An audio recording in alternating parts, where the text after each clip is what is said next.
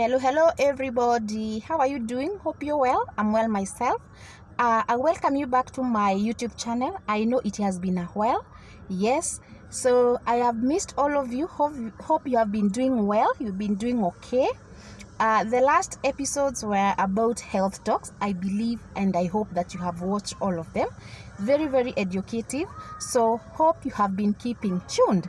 So I welcome you back to my YouTube channel. If you're new, join the family by hitting the red button, the subscribe button.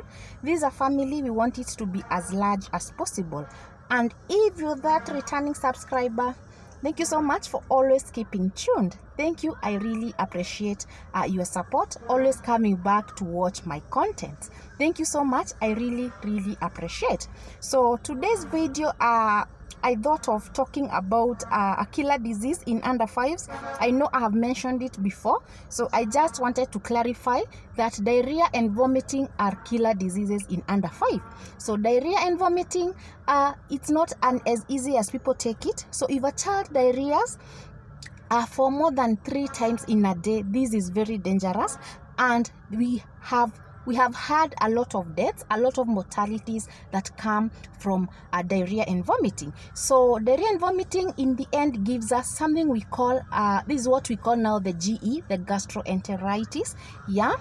Also, it leads into having dehydration. I've done a video on dehydration. I have classified them and I have said the management in each. So diarrhea and vomiting again. What do we say? What is diarrhea? Diarrhea is when a child passes stool 3 or more times, and this stool is very watery. So it's not just any stool. It has to be very watery, and the child passes 3 or 4 times or even more times. So this is diarrhea. Other cases, it can be mucoid. Yeah, very frothy when it is mucoid. Yes, so this is what we call diarrhea. Now vomiting, again, it's a child vomiting every time they feed. If they are only on breast milk, every time they breastfeed, they vomit this milk, again many times, 4 and more times in a day. So this is diarrhea and vomiting. I hope now you get what we mean by diarrhea. So how do we go about this diarrhea? What happens that it causes death? Yeah, every time the baby diarrheas, usually we get dehydration. Like we have said, we get dehydration, and dehydration is if the diarrhea is too much and the dehydration is too deep, this child goes into shock. This we mentioned, and we called this a hypovolemic shock. So if the child is in shock, so the waters of their bodies and also the electrolytes goes down, and it gets depleted. So now the child becomes so dry, and we go into shock. So if something is not done so fast, we are going to lose these babies, and we are saying mostly it's the children above children below 5 years. Remember, they have got their service area of the body. That is what makes, if they lose a lot of water, this is very dangerous, and now this causes death. So how do we treat this diarrhea and vomiting? Normally we tell mothers, if a child diarrheas and they have vomiting, you have noted they are vomiting many times and they have diarrhea 3 times or more, don't stay at home, rush to the hospital. But before you rush to the hospital, I know we normally say you don't do the over-the-counter drugs for the children, but for this diarrhea and vomiting, we have allowed mothers to always have something we call zinc sulfate, and also the ORS sachets. So these 2 drugs can really help children. They can really save life if you do this before reaching to hospital. Now this does not mean you don't rush to hospital. If you see the diarrhea is still continuing, please bring this baby to hospital so that we can check on them. So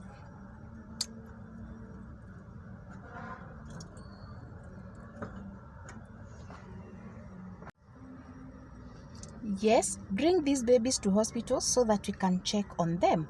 This is what we should always do. So the ORS and also the zinc sulfate, the 2 we are saying they can really save life.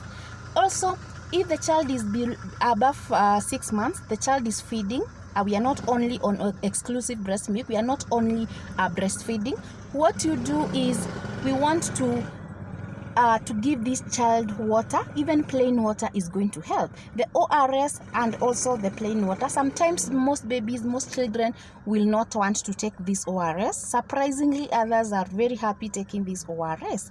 So these ORSs, both of them, ORS and the zinc, are really going to help. This is what we are calling, we want to do. Yes, very, very, very helpful. So I believe on treatment of this diarrhea and vomiting, we do not want to use any microbials. Microbials are antibiotics, not unless the child is having bloody diarrhea, and this is what we call dysentery. If they have bloody diarrhea, this is only time that you want to give the microbials or the antibiotics. So don't rush to hospital. Don't give these babies, they're just having diarrhea and vomiting. Don't give these babies, don't rush into giving antibiotics, because it is of no need. We want to rehydrate back. Remember, we are saying it causes dehydration. So rehydrating back, we are saying we use zinc, we also use the ORS, and give even plain water at home. So when you come home and we assess the level of dehydration of these children, what we want to do, if this child is in shock, they are in shock if they are unconscious because of losing so much water. So we want to give the IV fluids, the intravenous fluids, that this child will get admitted.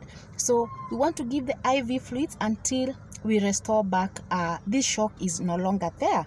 We want to rehydrate back these waters. We use a drug called the Ringer's lactate. The fluid, the Ringer's lactate, is used to rehydrate these babies. So that we will also continue with, we keep reassessing every time we have given the IV fluids and see what to go on with. So we are saying it's the ORS. If it's in the hospital, it's the IV fluids, nothing else. And also the zinc sulfate, we are saying, and also now the ORS. ORS is in form of sachets, and you're shown how to dilute this ORS. Normally, after being diluted, it should not be given after 12 hours of dilution. So do after that, you want to do away with that and again dilute another one after 12 hours. Yeah, so keep giving these babies this ORS.